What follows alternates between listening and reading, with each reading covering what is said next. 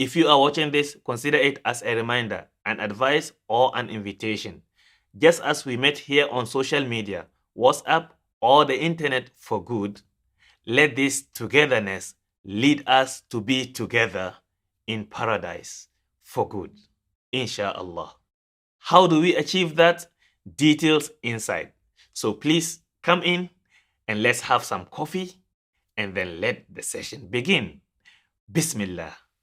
سأقبل يا خالقي من جديد كما أنت مني إلهي تريد وأرجو إذا أنت تقبلني جنان الخلود ومنك المزيد جنان الخلود ومنك المزيد.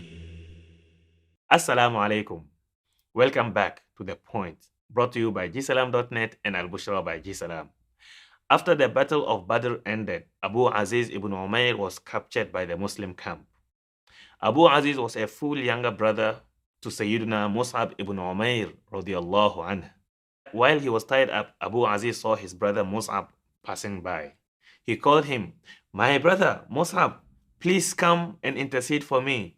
Let him show me some kindness." Sayyidina Mus'ab ibn Umair radiallahu anhu looked at him, at his brother, and then said to his fellow Muslim brother who captured his own brother, "Tie him up more firmly. His mother is a wealthy woman and will be willing to pay more for his freedom." Unsurprisingly, the shocked Abu Aziz said to his brother Mus'ab, "Have you forgotten that I am your brother? How will you ask for me to be tied up even more firmly?" Sayyidina Mus'ab said to him, "You are not my brother." He then pointed to the fellow Muslim brother who was tying up his own brother. "This is my brother." Before we go emotional and feel bad for Abu Aziz and then think that Mus'ab had been mean, heartless, extremist and whatnot, let's remember another similar and even scarier incident that happened thousands of years way before that. When the son of Sayyidina Nuh alayhi salam refused to board the ark with his father and the believing folks, he reasoned to the father that he would be going up the hilltop, assumably the highest then, and find safety there. The father couldn't convince him further about that wrong decision. Well, the son was not meant to survive anyway, simply because he had rejected his father's message, Islam. Obviously, the father, Sayyidina Nuh alayhi salam, was heartbroken. And which father wouldn't be heartbroken in a situation like this? So he pleaded and interceded for the safety of the son, the safety of the disobedient son, the safety of the defiant son.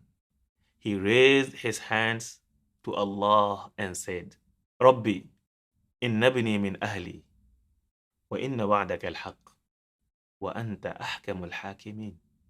My Lord, my son is of my family. Your promise is surely true. You are the most just of all judges. Sayyidina Nuh received an immediate response from Allah.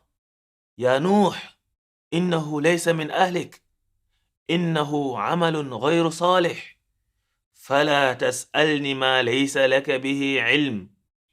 إني أعظك أن تكون من الجاهلين." O Nuh, he is not one of your family, for indeed he had led an unrighteous conduct. Do not question me about something of which you have no knowledge.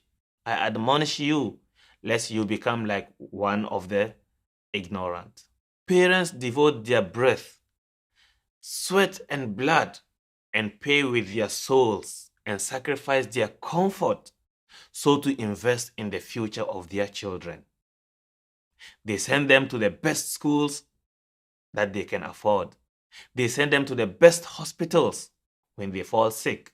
They buy them the best clothes so they will better represent coolness of eyes.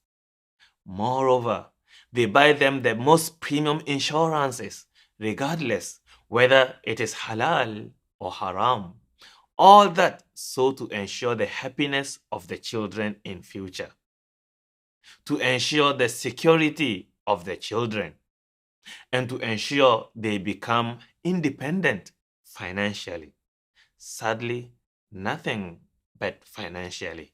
The question is, as parents, we do what we do for the prosperity of our children, for their happiness and for their comfort.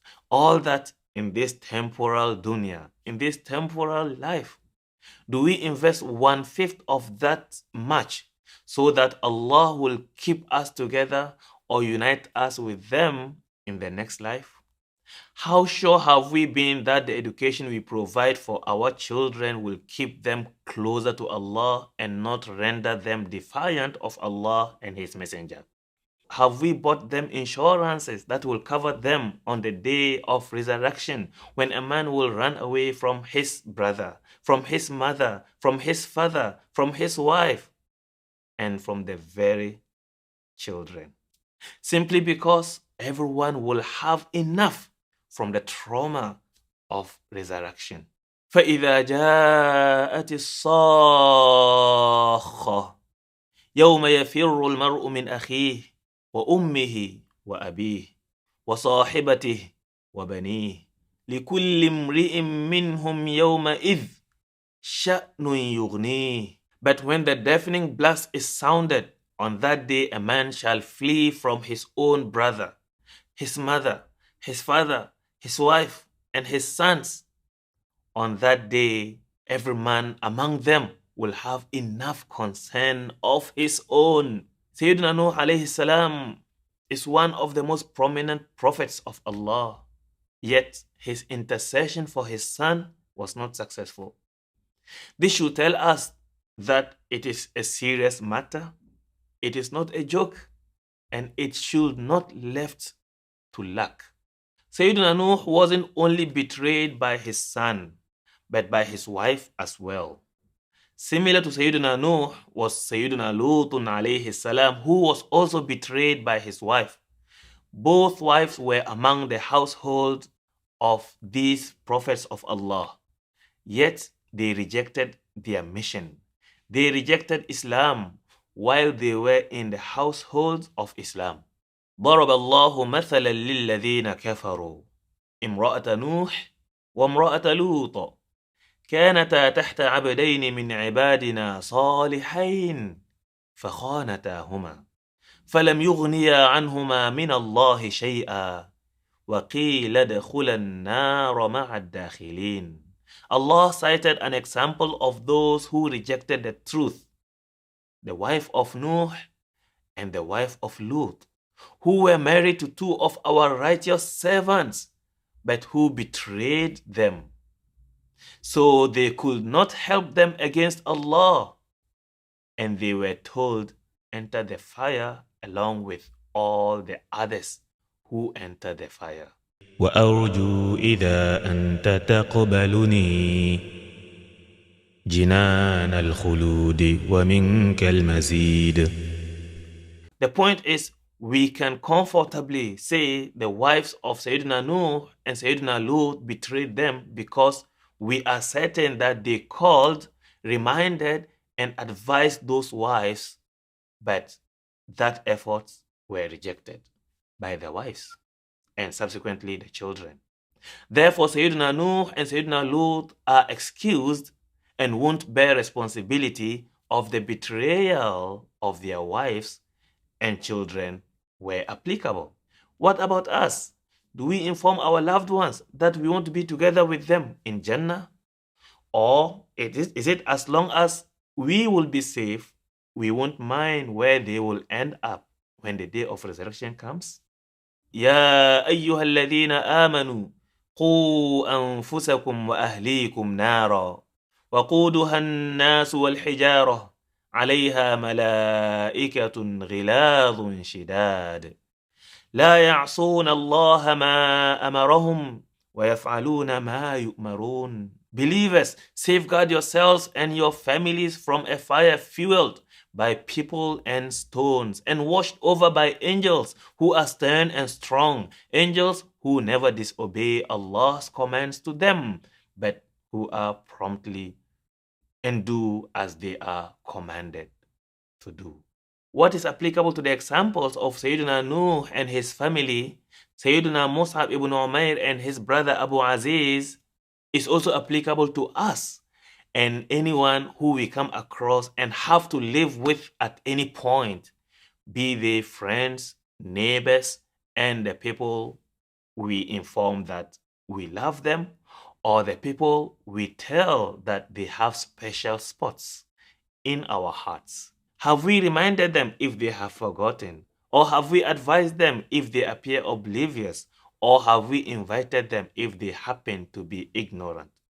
Do they know that just like you were made to be together in this life, you will love it if you can work together to be together in Jannah eternally? Together in Jannah as family, as neighbors, as brothers, and all that you may want to wish for real excitement and more fun. Indeed, true and real excitement and fun is that will be in Jannah waiting for us. Do you want to have that fun and excitement all by yourself and careless what where the people you love today will end up?